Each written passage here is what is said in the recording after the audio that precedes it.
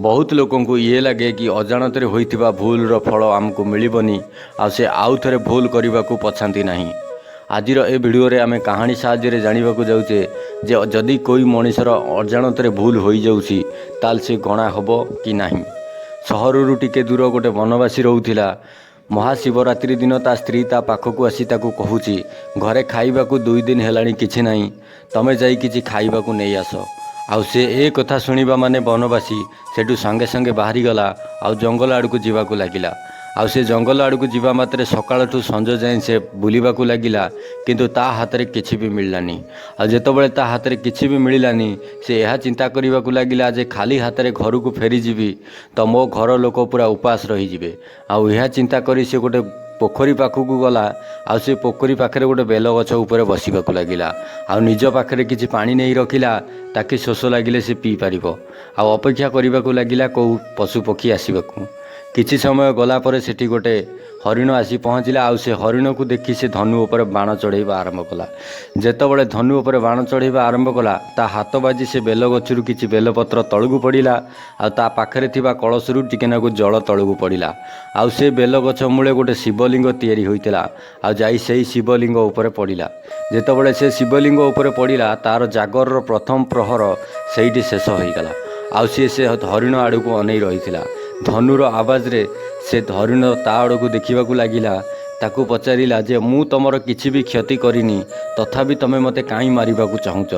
आउ से कहिला जे मु तोर बद्ध करी मो घर लोकंकू नै खाइबाकू देबी जहा फल रे सेमानको भोक मेंटी पारिबो। आउ से हरिण ताकू देखि कहिला भोकिला को खाद्य दबा होछि पुण्यर काम। आ मु जदि भोकिलार काम रे आसे ताले मते पुण्य मिलिबो, किंतु मते किछि समय दियो मु जाई मो घर लोकंकू देखा करी आसे। आउ से धनुर्धारी ताकू जीवाकू कहीदेला। आउ से चलीगला। आउ से पुणी अपेक्षा करबाकू लागिला जे सी केतबेले फेरी आसीबो। आउ किछि समय गला परे ता भौणी ताकू खोजी खोजी सेठिकी आसिला। से भी ताकू खोजी खोजी आसी सेही पोखरी पाखरे पहुँचिला। आउ से धनुर्धारी ताकू देखिबाकू लागिला। आउ से धनुर्धारी ताकू देखिले मात्रे धनु उपरे पुणी बाण चढ़ाइबा आरंभ कला। जेतबेले पुणी बाण चढ़ाइबा आरंभ कला ता हाथ बाजी पुणी 2-3टा बेलपत्र आउ टिकेनाकू जल ता कलशरु पड़िला तळकू। आउ से धनुर्धारी की सैया कही पुणी चलीगला। से धनुर्धारी की कहिला मो घर लोकंकू देखा करी आसे। आउ आसे किछि समय अपेक्षा करिबा परे पुणी हरिण आसिला जे तार स्वामी थिला। आउ से तांको दी जणकू खोजी खोजी आसी सेही पोखरी पाखरे पहुँचिला। जेतबेले से पोखरी पाखरे आसी पहुँचिला धनुर्धारी ताकू देखि अत्यंत खुशी होइगला। आउ ता धनु उपरे बाण चढ़ाइबा आरंभ कला। जेतबेले धनु उपरे बाण चढ़ाइबा आरंभ कला ता हाथ बाजी पुणी किछि बेलपत्र आउ ता माठियारे थिबा किछि जल तळकू पड़िबाकू लागिला। जेतबेले सेही जल आउ बेलपत्र तळकू पड़िला सेही शिवलिंग उपरे जाई पड़िला। आउ से हरिण भी ताकू देखि सेही कथा कहिबाकू लागिला जे मते किछि समय दियो मु जाई मो घर लोकंकू देखा करी आसे तापरे तमे मोर बद्ध करी तम पिलामानको पाई नहीं जीव। आउ यह कही से धनुर्धारी ताकू आज्ञा देला। आउ से सेठू चलीबाकू लागिला। आउ से सेठू बाहरी आसीबा परे समस्ते जाई घरे देखा कले। आउ निज भितरे सबु समाचार को बांटिबाकू लागिले। आउ सबुठू प्रथमे सी ता भौणी जी थिला सी कहिला जे मोर केही नांती आ मु जाई से धनुर्धारी पाखरे देखा करूची आ से मोर बद्ध करी ता पिलामानको पाई नहीं जीव।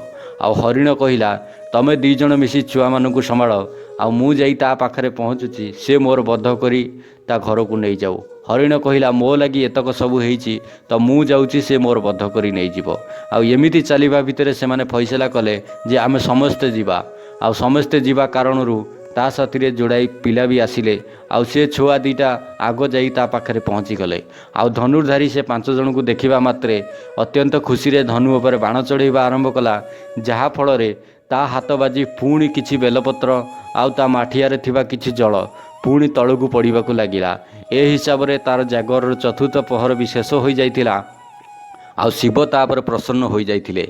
आउ से निज मन को विचार करबाकू लागिला जे पशु होई तमे आउ जनक पई जीवन दबाकू भी पछैलनी, किंतु मो मनीष होई आउ जनक जीवन नेले ही जी पारिबी। आउ ए कथा भाबी जेतेबेले धनुर्धारी सेमानकू छाड़ीबाकू विचार कला सेमानकू छाड़ीदेला। आउ सेमानकू छाड़ीबा मात्रे शिव सेठी आसी प्रकट होईगले। आउ महादेव प्रकट हवा मात्रे से तांको कोड़ तले पड़ीगला। आउ तांको क्षमा मागिबाकू लागिला। महादेव ताकू आशीर्वाद देले जे तू आर जन्म रे बहुत भल ज्ञानीटे जन्म नबू आउ तू श्रीरामଙ୍କ ପାଖରେ ଜନ୍ମ ନେବୁ, ତାଙ୍କର ବହୁତ ବଡ଼ ଭକ୍ତ ହେବୁ, ଆଉ ତୋ ଜୀବନ ପୁରା ସୁଖରେ ବିତିଯିବ।